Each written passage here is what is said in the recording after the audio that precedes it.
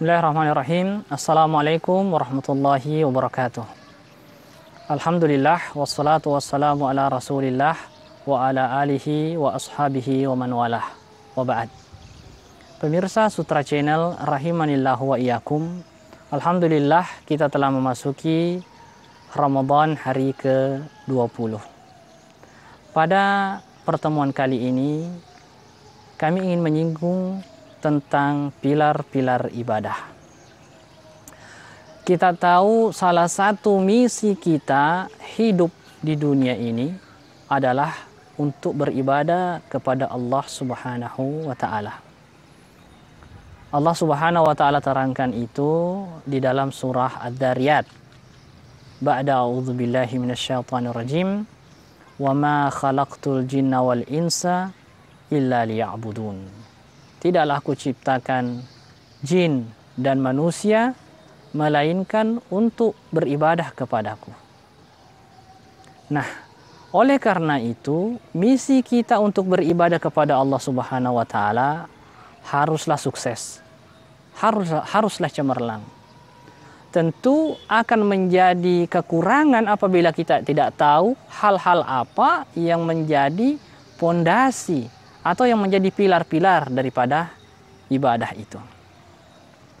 Ketika kita ditanya apa sih ibadah itu, ada terminologi yang lebih familiar yang biasa para muballigh memberikan terminologi ini, ismun jami'un likulli ma yuhibbuhullah minal aqwali wal af'al adh-dhahira wal batinah. Segala sesuatu yang mencakup perkataan, perbuatan yang dicintai dan diridhoi oleh Allah Subhanahu wa Ta'ala, baik yang lahir maupun yang batin. Oleh karena itu, seorang mukmin di 24 jam kesehariannya itu haruslah bernilai ibadah. Dia seolah-olah keluar dari misinya ketika dalam rangka ada menit, ada detik, dia tidak niatkan untuk beribadah kepada Allah Subhanahu wa Ta'ala. Nah, tahukah kita beberapa pilar-pilar ibadah ini? Allah Subhanahu wa Ta'ala berfirman di dalam surah Al-Fatihah yang sebagaimana kita hafalkan bersama. Alhamdulillahirabbil alamin, Ar-Rahman Ar-Rahim, Maliki yaumiddin. Kita memuji kepada Allah Subhanahu wa Ta'ala, dan ini merupakan pilar yang pertama, yaitu pilar kecintaan kita kepada Allah Subhanahu wa Ta'ala. Jadi seseorang beribadah kepada Allah Subhanahu wa Ta'ala karena berdasarkan rasa cintanya kepada Allah Subhanahu wa Ta'ala. Tentu saja kita mencintai Allah karena kita tahu betul nikmat yang Allah Subhanahu wa Ta'ala berikan kepada kita semuanya yang tak terhingga ini.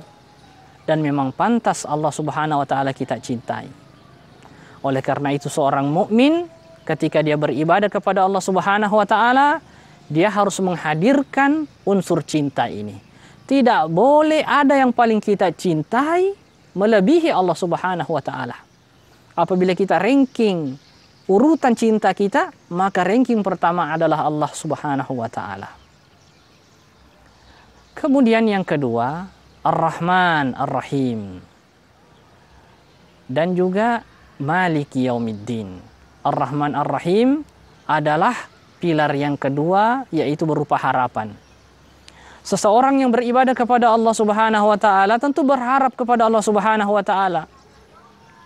Misalnya berharap dosanya diampuni, berharap doanya dikabulkan, berharap permintaannya dipenuhi oleh Allah Subhanahu wa Ta'ala, berharap dimasukkan ke dalam jannahnya Allah Subhanahu wa Ta'ala. Maka semua ini adalah harapan kita kepada Allah Subhanahu wa Ta'ala. Dan jangan lupa, di samping harapan harus ada rasa takut. Kita menyembah Allah Subhanahu wa Ta'ala dengan rasa takut. Mengapa kita mesti takut? Kita takut akan ancaman Allah Subhanahu wa Ta'ala.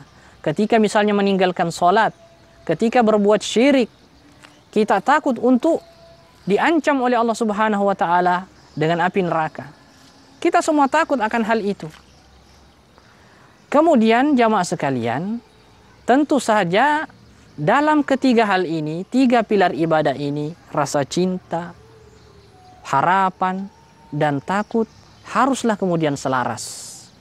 Ulama kita mengibaratkan seekor burung, kepalanya itu adalah cinta, sayap kanan dan kirinya adalah merupakan rasa takut dan rasa harapan kita kepada Allah Subhanahu wa Ta'ala. Tidak boleh tumpang tindih. Karena kapan tumpang tindih? Misalnya dia beribadah kepada Allah, rasa cintanya saja yang dia kedepankan. Jadi dia berbuat semaunya saja. Berbuat semaunya saja. Atau dia lebih mengedepankan harapannya saja. Ya, saya berbuat dosa hari ini, kan nanti Allah akan ampuni.